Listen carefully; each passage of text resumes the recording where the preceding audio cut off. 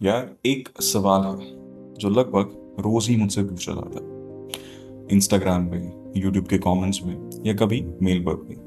और सवाल ये है कि अभी मैं 20 से 22 साल का हूँ, मेरी हाल ही में नई नई नौकरी लगी है, थोड़ी सी सेविंग्स है या फिर पॉकेट मनी मान लो, तो आखिर मैं ये पैसा कहाँ लगाऊं। तो आज मैं सीधा इस सवाल का जवाब दूंगा।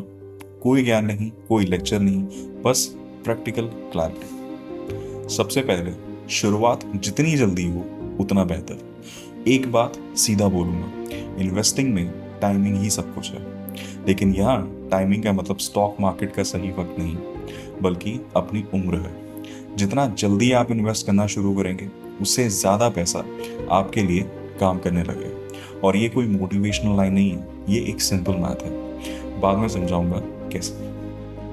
फाइनेंशियल प्लानिंग में सबसे पहला काम यह है कि आप अपने लोन्स को मिनिमाइज करो, आइडियली जीरो पे लाओ। जब भी आप किसी लोन के साथ बनते हो, तो आप अपनी फ्यूचर इनकम पहले से ही बेच देते हो। मैंने कुछ टाइम पहले एक वीडियो बनाया था जहां घर खरीदने के बारे में, रेंट वर्सेस बाय। उसमें एक चीज क्लियरली बोली थी कि बहुत जल्दी घर खरीदने की वजह से लोग फाइनेंशियली ट्रैप में आ जाते हैं। एजुकेशन लोन फिर भी ठीक है, मतलब समझ में आता है।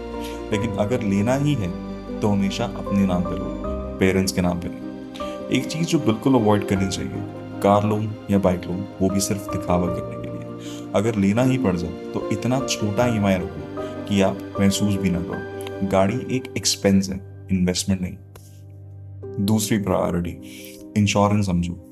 पैसा इन्वेस्ट करने से पहले एक और चीज जरूरी है, अपना और अपनी फैमिली का कवर लेना। इंश्योरेंस के बारे में सिर्फ दो टाइप जानते हैं जो एक्चुअली काम में आते हैं।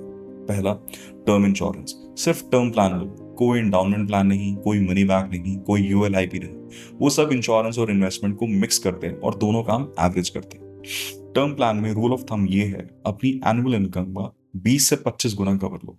मान लो आपकी सैलरी 5 लाख पर ईयर की है, तो 1 करोड़ से 1.25 करोड़ का टर्म कवर ठीक रहेगा। एक अच्छी बात यह है कि जब आप यंग हो, प्रीमियम बहुत कम होता है। 22 से 23 साल में लो तो 1 करोड़ का कवर आपको सिर्फ 5 से 7 हजार पर ईयर में मिल सकता है। दूसरा, हेल्थ इंश्योरेंस। अगर आप किसी कंपनी में काम करते हैं तो कॉर्पोरेट हेल्थ कवर होगा, चेक करो उसकी लिमिट क्या है। यूजुअली फैमिली फ्लोटर होता है जिसमें सब शेयर करते हैं। अगर कंपनी कवर नहीं मिलता या सेल्फ एम्प्लॉयड हो तो एक खुद के लिए बेसिक प्लान जरूर लो। हर एक इंसान के लिए मिनिमम 10 लाख का कवर रखना ही चाहिए। अब इन्वेस्ट करो, मगर कितना। अब आते हैं असली बात पर, अपनी मंथली इनकम का 20% इन्वेस्ट करो। अगर 50 हजार पर मंथ कमाते हो तो 10 हजार साइड पे रखना। ये कोई स्ट्रिक्ट रूल नहीं है, ज्यादा कर सको तो और अच्छा, लेकिन 20% का फ्लोर तो मेंटेन ही रहो। एक बात और, अपनी 20s में जनरली टैक्स लायबिलिटी कम होती है, मतलब जो पैसा आपके हाथ में आते हैं उनका परसेंटेज सबसे ज्यादा इन हैंड होता है। तो इन्वेस्ट करने की कैपेसिटी सबसे अच्छी अभी है। कंपाउंडिंग का जादू एक एग्जाम्पल से समझो। अब वो मैं समझाता हूँ जिसके बारे में पहले बोला था। एक सिंपल क्वेश्चन पूछूंगा, कमेंट्स में जवाब देना इंटरेस्टिंग होगा। अगर आप 20 साल की उम्र से शुरू करो और 65 साल तक रेगुलरली इन्वेस्ट करो, और आप चाहते हो कि रिटायर होने पर आपके पास आज के 1 करोड़ जैसी परचेजिंग पावर हो, तो हर महीने कितना इन्वेस्ट करना पड़ेगा। ध्यान रखो, 1 करोड़ 65 साल के बाद 1 करोड़ नहीं होगा, क्योंकि चीजें महंगी होती जाती हैं, इन्फ्लेशन। उसके बारे में एक अलग वीडियो है, जरूर देखना। मान लो इन्फ्लेशन 5% पर ईयर है और आपका इन्वेस्टमेंट 10% रिटर्न देता है एनुअली, तो जवाब है सिर्फ 2 हजार पर मंथ। हाँ, 2 हजार रुपये।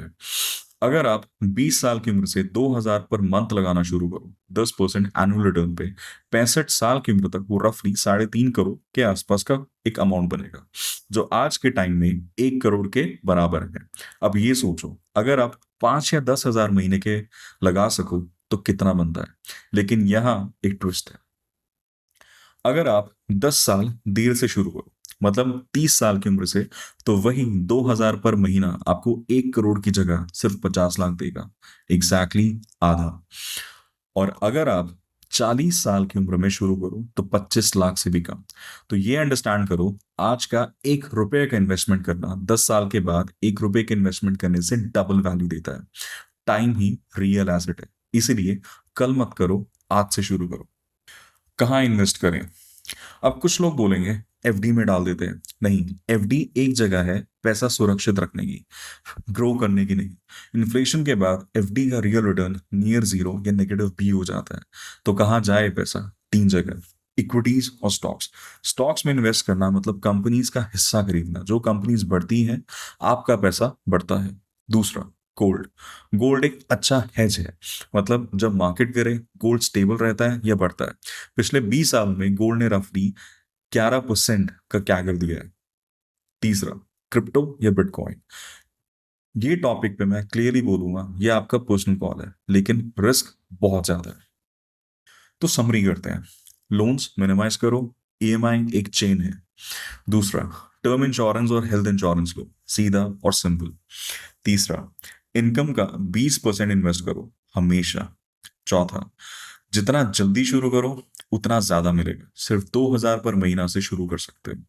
पांचवा, इक्विटीज, गोल्ड, और अगर चाहते हो तो थोड़ा सा क्रिप्टो में डाइवर्सिफाइड रहो।